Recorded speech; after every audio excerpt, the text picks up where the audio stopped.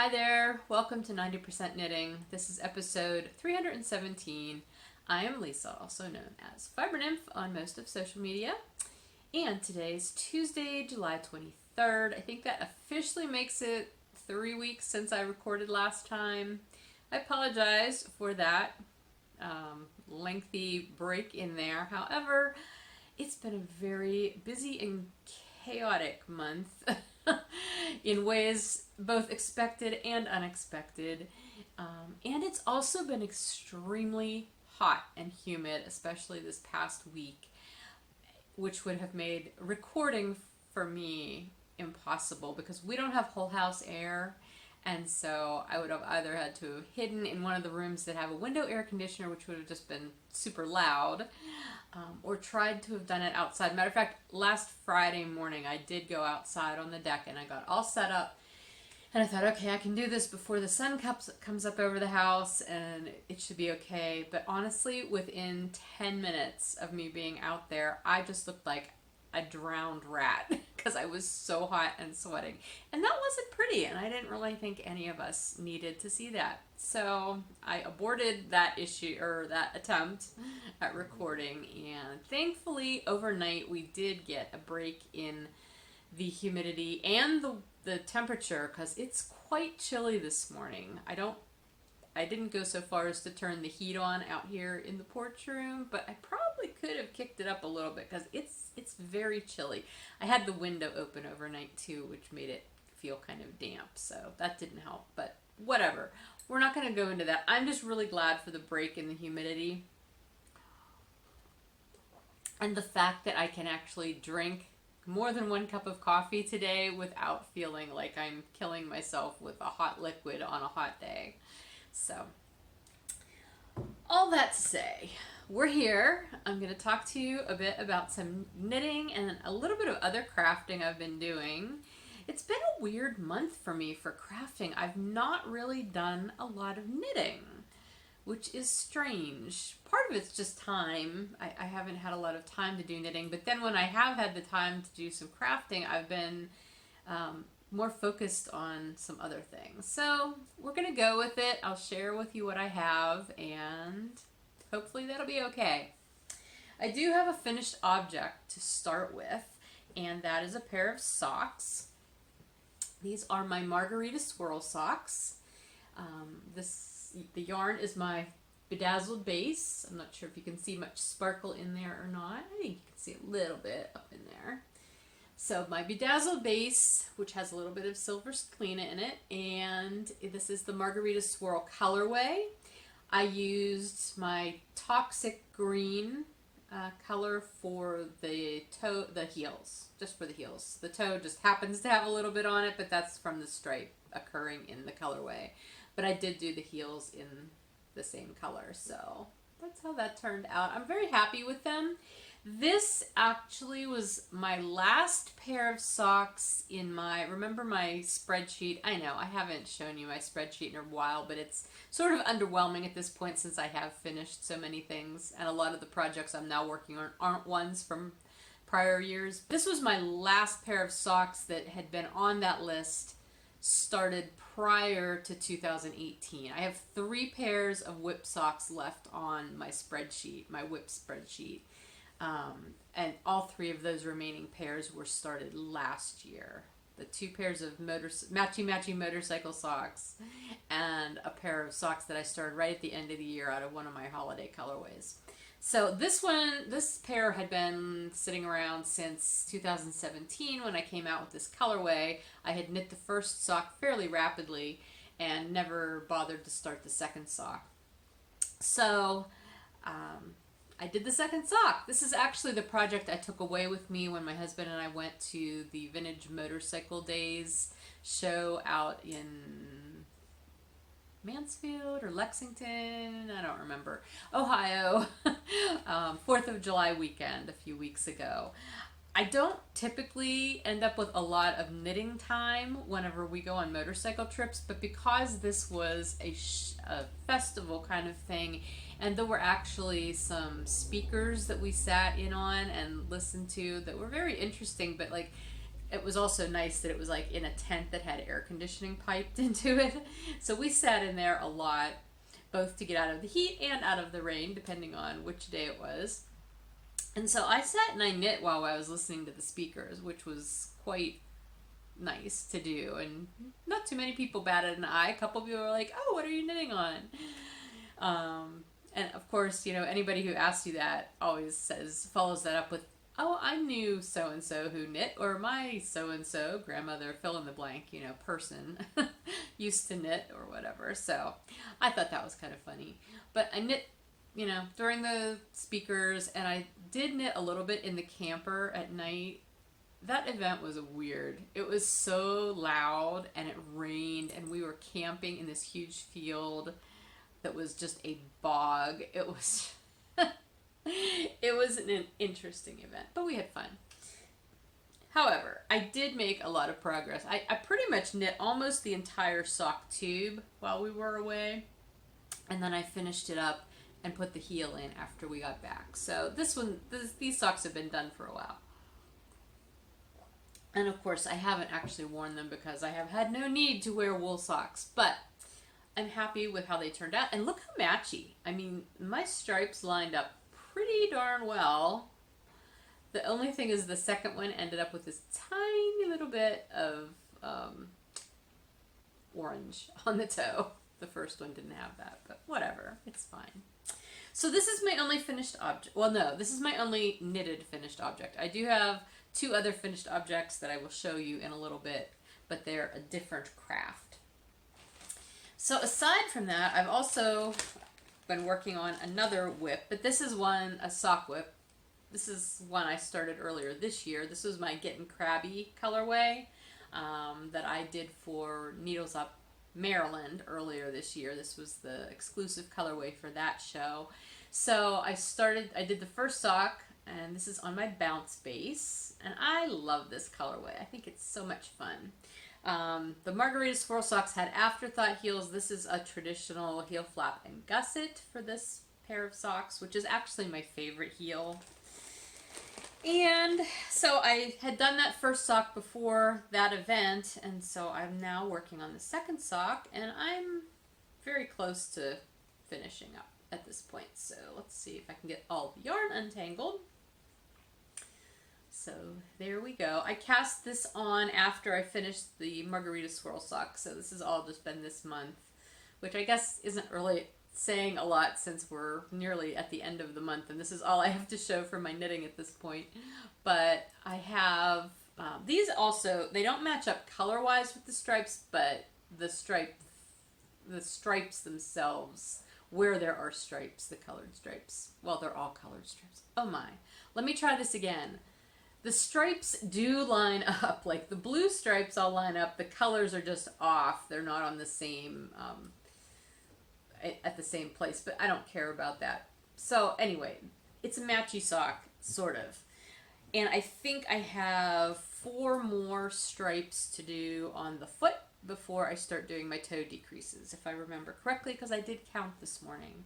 That's the nice thing about whenever I do self-striping socks, and I don't know, maybe you do this too. Instead of having to count rows or measure all the time, if the stripes are all the same width, you can pretty much just count your stripes and know where you have to do certain things. I find that pretty handy. All of my socks I knit on US 1 needles, which that's just my standard needle. Occasionally I deviate from that, but these were both on US 1s. And this is a 3x1 rib. The other one was just a plain vanilla sock.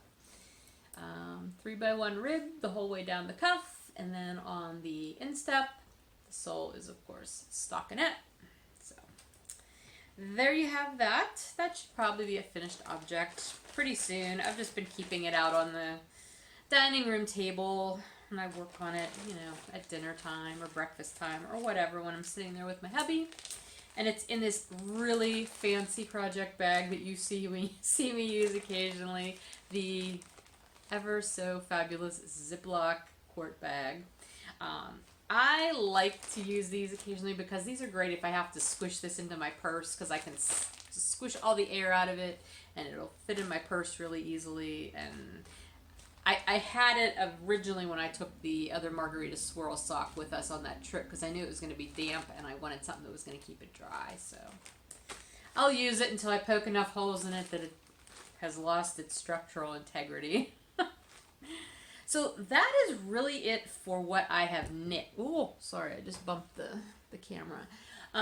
Yeah, it's that's it for the knitting. I think I maybe knit like 4 rows on my shift cowl.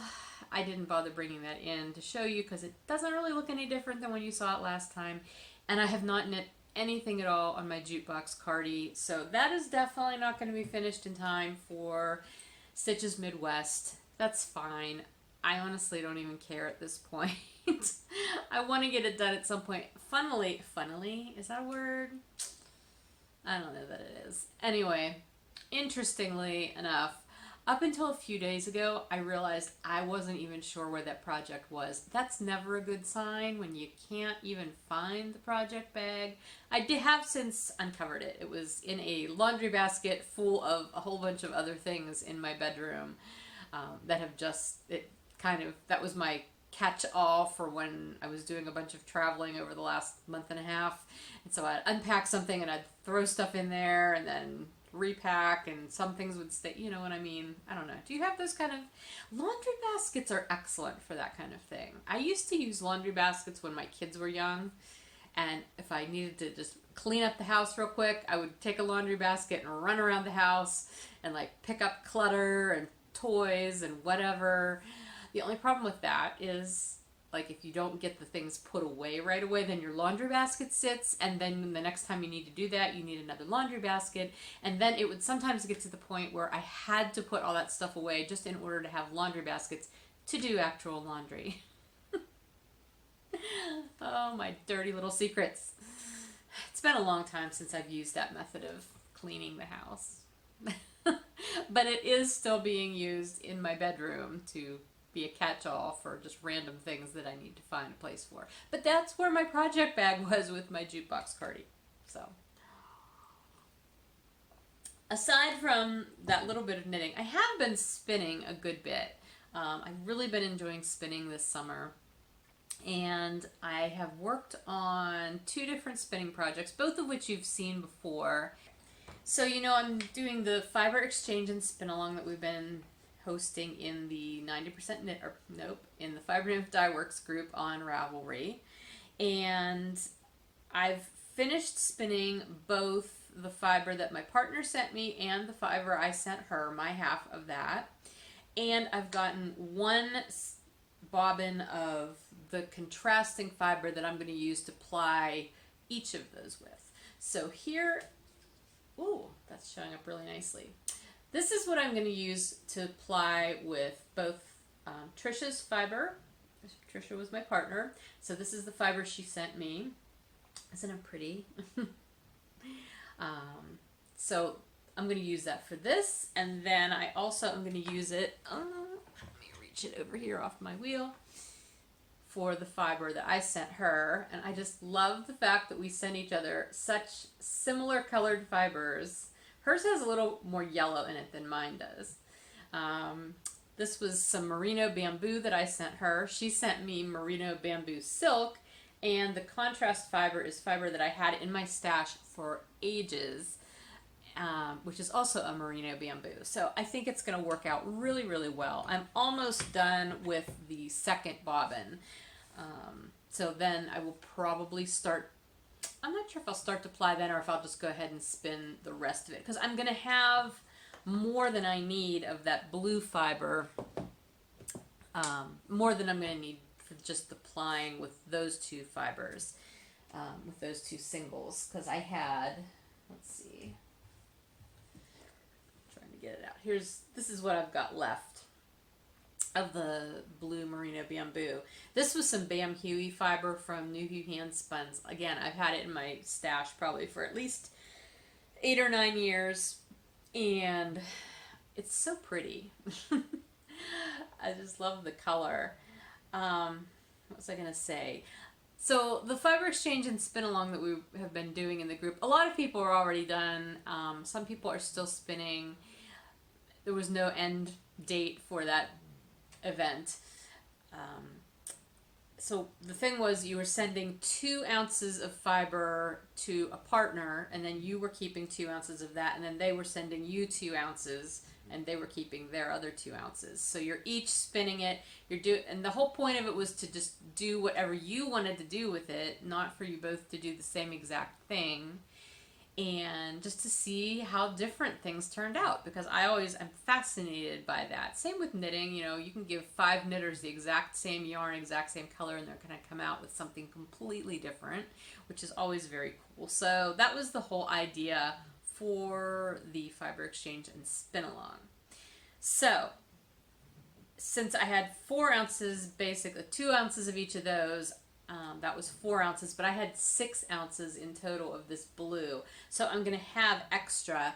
So my plan is, once I've plied both of those into their own skeins, whatever's left over, I'm going to do a 2-ply of this. So I'll just have a skein, or a skein of only blue yarn. And I figure between those 3 skeins of yarn, I should end up with enough yarn to do some sort of shawl. I think it would be very pretty to do some sort of shawl where the 2 yarns from the exchange yarns are divided up with maybe, you know, some rows of this blue. I'm not exactly sure yet, and I have no specific pattern in mind, but that's what I'm seeing in my head. And I'm not sure how well I just explained that, but I know what I'm talking about, so hopefully you followed it well enough. But that's my spinning on my wheel. The other spinning I've been doing is on my drop spindle, my A Very Classy Spindle, which I've shown you from the Classy Squid. And I am spinning some of Amanda's cuttlefish bats using the spindle. That's another spinning plan. If you remember, I showed the fiber back when I got it in May at Needles Up, Maryland. I bought 3 cuttlefish bats from her. Each of those are about 2 ounces. And then I bought 2 braids of fiber. Maybe I bought 3. I don't remember now. I know I bought at least 2. Probably 2. I brought 2 braids of a very pretty deep sea blue fiber. So my original plan was to spin each of those and have 2 singles, and then I was going to spin the cuttlefish bats and have that be my 3rd single, and then do a 3-ply. I think I have since decided, in order to get a larger amount of yarn, I think I'm going to just do a 2-ply, and again I will have leftovers of just the blue, and so I'll just 2-ply whatever blue is left over to itself. But this is how my first cuttlefish bat looks. Now, you're saying, Lisa, you said you did it on a drop spindle. I did, but then I wound it off onto one of my jumbo bobbins from my Sidekick, which is right here, because that's how I'm going to ply. I'm going to ply with a wheel. There's just no way I'm going to ply using a drop spindle. Anyway, since I only have 3 shafts for the drop spindle, I figured I would open the one up and, you know, not like it matters, but it gave me something to do the other day. Not like I also needed anything to do. Wow, I am just sort of all over the place with this. But anyway, I mainly did it because I wanted to see how this would work. I've never actually done this before. I know some people do this all the time, where they do the spinning of the single on the drop spindle, but then they wind it off onto a spinning wheel bobbin in order to ply it. I'd never tried that before, and I wanted to see how it was going to work. And it worked fine. But here's what this particular cuttlefish bat looks like. I think it's super pretty. It's a lot of sparkle in there. Lots of fun colors, but that blue is going to go so well, I think, with the other fiber that I have for this project. 2 of the cuttlefish bats were the same. One of them was slightly different, and I don't remember if this is the one that was one of the ones that were the same, or if this was the different one. I think this was one of the 2 that were pretty close. It doesn't really matter. I'm just going to keep adding them to this once I finish my next drop spindle lot of fiber, I will spit splice it to this and just keep adding it to this particular bobbin. And we'll just see how that goes. That's a much longer term spinning project than this other one that I just showed you. But I'm enjoying spinning with a reason, you know, like having my project ideas, or at least, even though I don't have a specific project in mind for either of these, I'm spinning them so that I know I will have enough yarn to do a larger project, like a large shawl or a sweater. I'm really hoping to get enough out of that Classy Squid fiber to do a sweater. But the other one will probably be a shawl. Okay, so that is the spinning. Now the other thing that I've done doesn't really fall in, I guess it would be considered sewing. But this is a project that I talked about quite a while ago, probably about 1.5 years ago. And I did post some pictures of it while I was working on it on Instagram, so you might already know what I'm talking about. But if you don't, about 1.5 years ago, January of 2018, I pulled out this huge collection of old hand knit socks that I had. And these were socks that were, you know, had holes in the bottoms. I do not darn socks. I mean, unless it's just some sort of very tiny hole in a fairly new sock, I'm not going to fix socks. That, I figure hand knit socks are meant to be worn and they're going to just get worn out. So, but I save them because I feel like the cuffs are fine. There's nothing wrong with a cuff. A cuff is not the part of a sock that wears out. The instep typically does not tend to wear out either. So I hated the thought of just throwing these socks away. I figured eventually I would find a reason or a purpose for them. And so back in January last year, I sat down one night and I cut the cuffs off of all those socks, and then I slit them open. So I ended up with rectangles of, you know, that fabric. And then I also cut out the instep, so I had longer rectangles, and then there was a few that I was able to salvage some bits off the sole that weren't completely worn out. It was mostly the ball of the foot and the heel that gets worn on my socks, so there was that like this little square of fabric underneath on some of them that looked okay and I thought I could salvage. And my plan at that point was I was eventually going to sew them together in a patchwork style into some sort of a blanket. That was my original thought. But basically at that point all I did was I cut them out and I put them in a bag, and they've been sitting forever and I haven't done anything with them. So fast forward then to a couple weeks ago, I was watching the Kiesbod podcast. I may be mispronouncing that. She is from Sweden, and she was doing a short video. It wasn't one of her regular podcasts, but she did an extra video on a poncho that she had made. And it was a poncho that she'd made out of two knitted rectangles. They were fairly loose fabric, knit on, you know, larger needles. So it was a very open drapey fabric. And she showed how she seamed those together to make a poncho. And it was very easy, and I had seen ponchos made that way before, but I hadn't thought about that. And as I was watching her talk about this, I thought, I could do that with my little sock bits. I think that would have made a really fun poncho. And so that is what I set about doing. So I pulled my sewing machine out. I joined my pieces on the sewing machine. I wasn't doing that with hand stitching or anything. And I basically created strips of fabric out of similarly sized pieces of sock. And then I sewed the strips together to get two rectangles. Now, I did not have good measurements to go by. I sort of tried to use the measurements that she had, but mine ended up being much, much larger than hers. So it took a lot of finagling. I ended up having to whack a big chunk off of each of my rectangles to get the thing to go together right so that I had an appropriately sized neck hole on my poncho. But in the end, after a couple days of playing with it, I ended up with a patchwork poncho. I'm going to try this on, and I'm going to have to move the camera so that you can actually see it. Okay, so here is my poncho. it's hard to show you my face and the poncho, so we'll just go with the poncho. I'm super happy with it. It is exceptionally warm.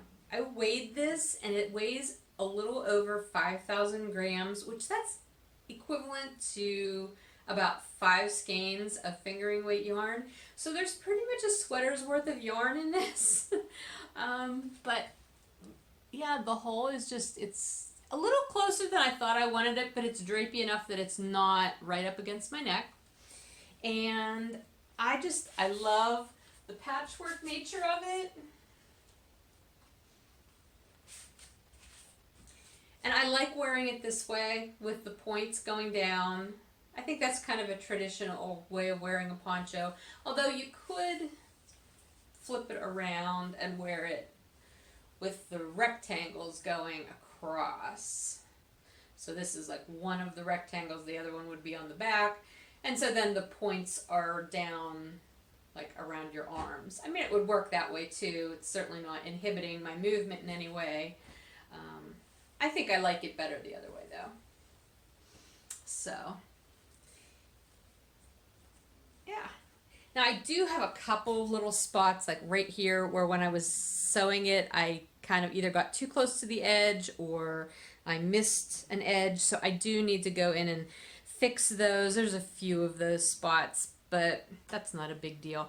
I haven't decided if this is finished yet or if I'm going to embellish it.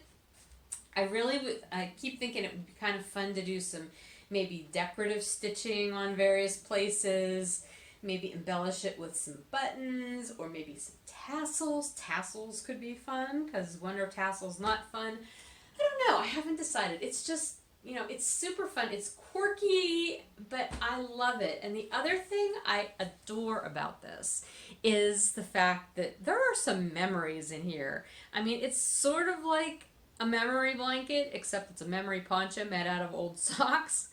But for instance, like this right here, this is from the very first pair of socks I ever knit for myself, ever, when I first started knitting. So that's so cool to have this in here and still be a functional part of my wardrobe. This right here, this is the very first self-striping yarn I ever dyed, ever, before I was even doing it as a business. So that's very cool to have in here. What else? This is one of my patterns that I designed. And oh, this is fun because this sock, isn't it beautiful? I know I'm probably getting really loud as I get closer. I'm sorry about that. But anyway, this sock was, I think, probably the only colorwork sock I have ever knit. And I mean literally only sock. Singular, because I knit this very early on in my knitting career, believe it or not, and I did not understand enough about the tension of color work to realize that it was going to pull in, and I could not even get this sock on my foot. So I never made the second one. So I've had this like single sock sitting around that was all pretty, and now it's a part of this, so I can wear it. And I'm so glad I did not put these pieces together with any rhyme or reason, like there was no plan to them, but I'm so glad that this ended up where it did because it's kind of up here by my face and it's sort of a focal point, and I love that about it. There's a couple of other pieces of that sock in here too, like up here's another piece of it. That was the instep. And the sole of it also has some color work in the bottom, and it's less decorative. It's on the back somewhere. So there's that. Let's see, this and this is from, I think, one of the very first pair of socks I ever knit for my younger son. This was one of his pairs of socks too. This is a pair I knit for my daughter just like a couple of years ago, and they felted for some reason. I don't know why they felted. I don't know what she did when she washed them, but anyway. This is fun too because I very rarely ever knit lace socks, but way back I used to, and so that's a pair of lace socks I knit. This is another pair of lace socks, but I don't think I knit these. I think I actually received this pair in a swap, and somebody had knit that for me a long time ago. So anyway, oh, this is another one that I just did a single sock. I only had one because I didn't like the yarn. It was a sea cell yarn. Didn't have a lot of stretch to it, and so I wasn't super fond of it, but it was pretty, so it ended up there. There's also a little piece of it up here as well. So anyway, oh, here's another big chunk of my very first self-striping. Oh, I'm so happy that's in here. There's another one of my patterns. So again, it's fun. I'm so happy with it. I'm glad I waited to make something until I got to a point where the right project came around. It just turned out perfectly for me. I'm going to just leave it on for right now because it's actually, like I said, a little bit chilly out here. But I wanted to talk to you just a little bit more about the construction because it's hard to show on here since all the colors are kind of everywhere. So what I ended up doing in order to get the dimensions to work right, because again, I was just sort of winging it, I ended up cutting out these two pieces of paper. I cut rectangles. This is just like a page a day calendar piece of paper. So let me see, let me untape this one so I can show you how I ended up doing this. So here's your two rectangles of fabric. Ignore the tape. And the whole point of this was to put a short end to a long end. So you put a short end to a long end like that and make an L. And then you take the other short end and put it to the other long end. Like that. And that's what's going to give you your poncho. Now this is how I showed you the alternate way you can wear it, but like this is how it looks whenever I'm wearing it the way I like to wear it. So I ended up using the paper and I was measuring in centimeters and trying to figure out the correct ratio of width to length to get a workable neck hole, because that was my big problem when I first did it. My pieces were too long and I ended up with like a neck hole that was big enough to put over my whole entire body. And I didn't want to just keep randomly hacking pieces off till I got it right, so I was trying to do it this way. I realized that if you're a math person, you probably could have done this so much easier in much less time than it took me to do it, but this worked for me. And I think, I'm trying to remember what my finished dimensions ended up being. I have 29 by 17 and a half written down here, so that could be what they were. I'd have to measure again. But I think they did end up being right around 29 or 30 inches long, and my width of the fabric was 17 and a half inches. That was bigger than those pieces that Kia, I'm sorry, I don't really know what her name is. Sorry, I'm pretty sure it's Kia. What her rectangles were for her poncho. They were definitely larger, but her poncho was a much lighter, not like meant for super warmth kind of poncho. It was more of a, you know, an accessory sort of poncho, I think. So anyway, I'm happy with how this turned out. It was a fun project. Like I said, I had to whack off two big chunks of it, of each of the rectangles, so I ended up sewing them together. And I just made a laptop sleeve, so that's what that is. But, you know, it's fine because I take my laptop places sometimes and I hate carrying my laptop bag all the time unless I really need to take a bunch of other stuff. So this is perfectly workable. It'll just, you know, cushion my laptop. And it looks narrow, but it stretches a lot so that it stays on the laptop. I could put some buttons up here at the top if I wanted to and work in buttonholes, but I probably won't. Okay, so that was a big project. I was thinking about maybe doing sort of an extra how-to video on how I really assembled all of this. I'm not sure if I will or not. If you would be interested in something like that, let me know, and I will think about trying to do one of those. But I did put a lot of details about how I assembled this in my project page on Ravelry, so if you're interested in that, you can check there as well. I didn't really do anything at all to finish the seams on the inside. They're actually sort of messy, to tell you the truth. I trimmed, when I was sewing the strips of pieces together, I did end up trimming those seams so that they're smaller. I didn't think to do that with the individual little seams of each piece in the strips. I should have, but I didn't think about it in time. I did use a lint roller on the inside part a lot to try to get all of the loose little bits of stitches, cut stitches off. I still get some occasionally every time I put it on, but eventually I figure those will mostly fall off. So that is how my holy sock repurposing project turned out. So it was fun. Okay, I had to get rid of the poncho. It was starting to get a little bit warm. Plus, I had to grab my other crafty endeavor here to show you because I have one more, and it's weaving. I decided to warp my loom for a weaving project last week, and I screwed it up so badly. I'm very new to weaving, you might remember. And last summer I did warp my loom and I did do a weaving project during my summer of me. And that was the only one that I had done on this loom. Prior to that, I had owned a different rigid heddle loom, which I used for one project, felt completely overwhelmed with it, and then sold it. And then I bought this one a couple of years later. So I'm liking it more. I'm enjoying the weaving more, but I went to warp it, and for whatever reason, I thought, oh, I remember how to do this. I don't really need to look at the instructions. Yeah. So I set everything up, and I realized, oh no, maybe I should look at the instructions because I'm not 100% sure what I'm doing. So I looked at the instructions, and I'm like, okay, yeah, I know what to do. So I set about warping it, and it was going fine until I was all done with the warp, putting it all through, and then you have to get to the point where you pull the threads through the little holes in the reed. See those little holes?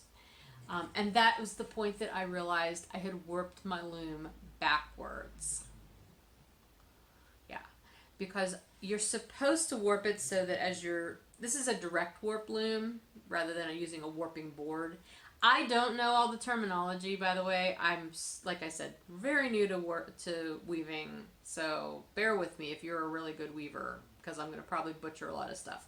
Anyway, you tie your warp thread onto one of the apron rods, I think is what it's called. It's like there's an apron on the front and on the back.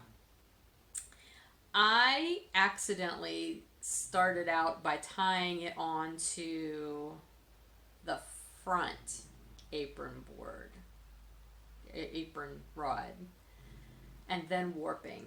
But you're supposed to do it so that you're working from the back, like you tie it onto the back, because then when all that warp is on, it's tied onto the back, and then you have to roll your warp onto this back apron, because that's what holds all of your warp as you're weaving on the front, and then as you weave the fabric, it gets rolled onto the front apron. I think that's the term. I'm sorry if it's not. At any rate, I had done it backwards, so all of my warp was on the front instead of on the back, which meant I had to fix it because there's just not very much space between the back apron and the reed, like to actually do the weaving from the back. I could have done that. It would have been very awkward though. So I spent 2 hours essentially retying everything as I painstakingly went thread by thread and retie. I can't even explain how I did it at this point. My whole goal was I did not want to have to take this whole warp off this loom because it was going to end up wasting a lot of it, because I had decided I was going to do this stripy warp because I wanted to be weaving a plaid fabric. And also, I don't really know what I'm doing with weaving the plaid either, because I'm just winging it. It's going okay. I mean, I think it looks pretty nice, especially considering the fact that this warp is so screwed up. It's very loose.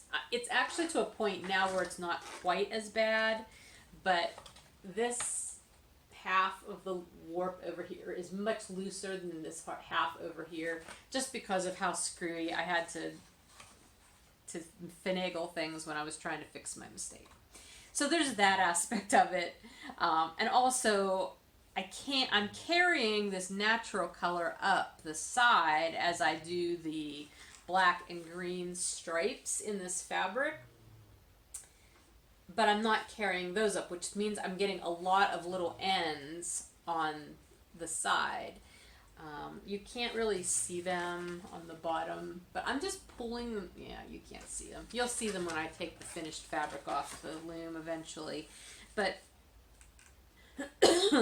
the only way I know how to do this is when you have ends on your weaving, you just take them and you stick them in a little bit and then let them pop through the back, and then they get smushed down. But if you look close enough, you can see where they are, because that part of that stripe is a little bit wider than the rest of the stripe. I don't think it's going to be a big deal. And in general, the fact that this is so messed up doesn't matter, because I warped this specifically to make dishcloths. So it doesn't matter if my plaid is going to be super wonky or my warp is all wibbly wobbly. It doesn't really matter. It's working. It's just so far from perfect that it's not even funny. I mean, if you look at this, I'm sort of embarrassed to show this to you, but like if you look at this way, you can see like I don't think things are supposed to have that kind of an angle to them up there, those warp threads. Like, that's just wrong on so many levels. But again, I'm having fun with it. The yarn that I'm using here, I'm going to sit this down. And this is, the loom is an Ashford Sample It loom. It's a 10-inch loom. After I did my project last year, I'm like, oh, I need a bigger loom. And now I'm like, I'm so glad I only have this small loom to mess up on. But anyway, the thread, or the yarn that I am using is some unmercerized cotton. I purchased it last year at Rhinebeck. I don't remember whose booth it was, but it's Valley Yarns unmercerized cotton. This is the natural color, so this is the label from that. 8-2 cotton, which says something about the size of the yarn, but I don't really understand that either with regard to weaving. Sets, I don't understand sets. I think that's how many strands you get per inch. I don't know. No idea. Someday I will learn all of the stuff. I'm more interested in just doing it at this point, because I'm not trying to do anything super technical. I'm just faking it. But I have this natural, this undyed one, and then I have a black, and I have a green that I think is elm green or something. I don't remember. Whatever. I'm having fun with it. Eventually, I will end up with a bunch of wonky dishcloths. And all in all, when I had to fix that mistake, I did lose maybe 12 inches of my warp, but I'll still end up with several dishcloths, so I'm okay with that. At least I didn't have to waste the entire warp, because that was what I was really afraid of. Oh, and these are the shuttle sticks. The loom comes with 2 of these, which are fine, but then I ordered more from a shop on Etsy, and I'll have to look up who the Etsy shop was, and I'll try to remember to put it in the show notes. I ordered a couple more. Isn't this a pretty stick? Oh my gosh. It's beautiful, and it's very, very smooth. This one is not nearly as smooth, but it's very pretty. So I like having the handmade one from whoever I got it from. So that is it. That's been my crafting since I saw you last. I feel like that's pretty good, especially considering everything else that's been going on in life, both getting ready for Stitches Midwest-wise and just otherwise. So I'm pretty happy with that. I do want to mention the fact that we have a new knit-along coming up. It's going to start August 1st. I mentioned it on the last podcast. There is a thread up about it in the Fiber Nymph Dye Works group now, too. It's called the That's Your Q Cal, and that's Cal, K/CAL, because it'll be for both knitting and crocheting. This is basically your cue, C-U-E, to work on projects that you've had queued, Q-U-E-U-E-D, on Ravelry for either years or maybe just a month or maybe even a few days. The whole point is any of the projects to qualify for this have to have been in your Ravelry queue prior to the start of the along. So if you don't use your queue regularly, but you'd like to play along on this knit along, you might want to go queue some patterns right now that you know you'd like to work on. If you're like me and you have pages and pages and pages of a Ravelry queue, then you're probably set and you can just pick and choose. You are welcome to do as many projects as you want for this, because every finished project will earn you 1 prize entry in the finished objects thread. The only criteria for this, well, there's a couple, but the main criteria is whatever projects you do for this along, they have to have been in your queue prior to August 1st. When you cast on your project and you start your project page, because you will need to have a project page for each of these projects, if you start your project page by clicking on the start, what does it say, start project or start whatever, in your queue, you can click that. A box will pop up and there will be a checkbox checked saying delete this pattern from my queue. Make sure you uncheck that box, because I need to be able to see that pattern in your queue when I'm drawing prizes. Because if you get drawn as a prize winner and I go to your queue and I don't see that pattern there, I will have no way of knowing if it was legitimately queued prior to the start of the knit along. Okay, so make sure you uncheck that box so that that pattern remains in your queue even after you have it cast on and started. I just want to alert you to that so that you don't get messed up there. Otherwise, the only other criteria is the fact that the project whips are not included in this particular knit along, so the project has to be started on or after August 1st and finished on or before October 18th. So you've got 2.5 months. I chose October 18th because that's the Friday before Rhinebeck weekend, the Friday, I guess, of Rhinebeck weekend. So if you have something in your queue that you would like to make to be able to wear at Rhinebeck, like a Rhinebeck sweater or a shawl or a hat or whatever, you'll have that time frame to work on that. Other than that, I will start a finished objects thread a little closer to the beginning of the cow, but in the meantime, the main chatter thread, which is the thread that I opened today with all of the guidelines, that is there. Please feel free to start chattering in there. I will be drawing prizes both from the chatter thread and finished objects thread. And I will also intermittently be drawing random prizes from Instagram for anybody who uses the hashtag That's Your Q Cow, K-C-A-L. I will put it down here on the screen. I may have put it in wrong last time. I can't remember if I put it down at the bottom or not. I think I left the C. I just had K-A-L. It's actually going to be K-C-A-L since it's knitting and crocheting. So that's your QCow hashtag for Instagram. Anything else? I don't think I can think of anything else. If you have any questions about the along, feel free to PM me on Ravelry or ask your questions in the thread, the chatter thread, because again, any posts that you put in the chatter thread, that's also a prize entry. Yeah, I'm looking forward to it. I think it'll be fun. I have so many things in my queue, and I'll never get them all knit, but I like having them there. I find them inspiring. You know, I go through it every once in a while. Sometimes I weed ones out that I know I'll never make, and other ones are like, oh yeah, I forgot that was there, and then I'll move it up closer to the front of my queue. So let's work from our queues for a couple of months. That'll be a fun thing. And you are totally allowed to double dip if you're knitting or crocheting your projects completely out of Fiber Nymph Dye Works yarn. Feel free to jump over to the monthly makes thread and you can post about it in the chatter thread there. You can start a finished objects thread and, you know, put that in every month as well. We are in the second, we're in the second half of the year for the monthly makes program, but you're still eligible for prizes even if you haven't done it the whole entire year. So, you know, just not all of the prize options, but some prizes you're still, you know, able to get. So make use of that if you'd like to. All right, I'm not going to be recording again until after Stitches Midwest, which is August 1st through the 4th. I'll be leaving for Illinois next, next week. Yeah, next Wednesday already. That's frightening to me. I've got so much to do between now and then. But I may be coming to this show by myself. I'm not 100% sure on that yet.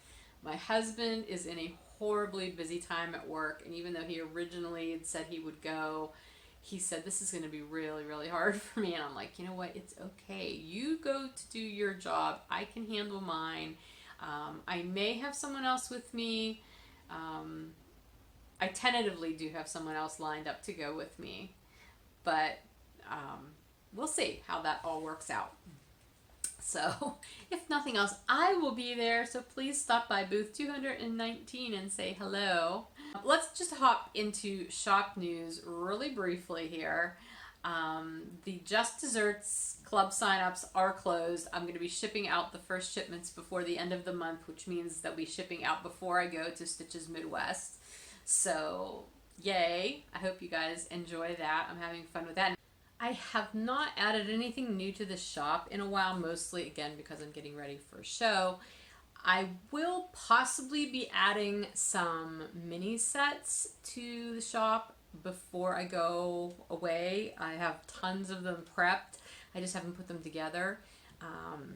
But I'm working towards that, possibly by this weekend. We'll see. So stay tuned on that. I will definitely post on Instagram and Facebook and possibly in the group if I remember when those go in the shop. But I do want to show you something super cute that I came across at TNNA and I decided to order for the shop. I don't put like extras and accessories in the shop all that often. I mean, unless there's something that's going to be a part of like, you know, a knitting set or something like that.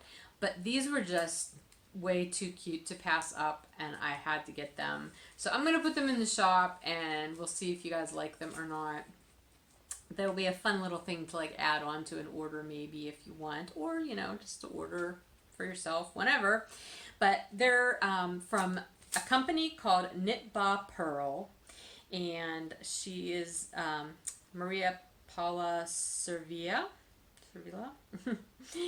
She is an artist and she does these really adorable greeting cards and gift tags, and she has a whole line of products, but the gift cards and the the greeting cards and the gift tags were the things that I wanted to get some for the shop. So I'm going to show you these cards. And I just think they are adorable. So here's the first one. I know they're in plastic and I don't want to take it out. That says Sheepwreck.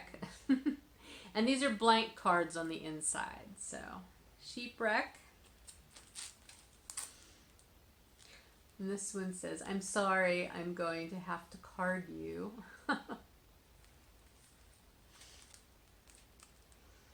Spin a yarn of joy. I love this one. I have got to get my sheep together.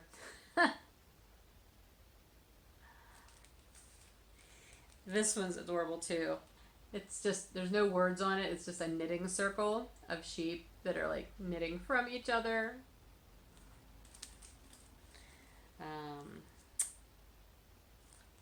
Spinning gone wrong. Reshape.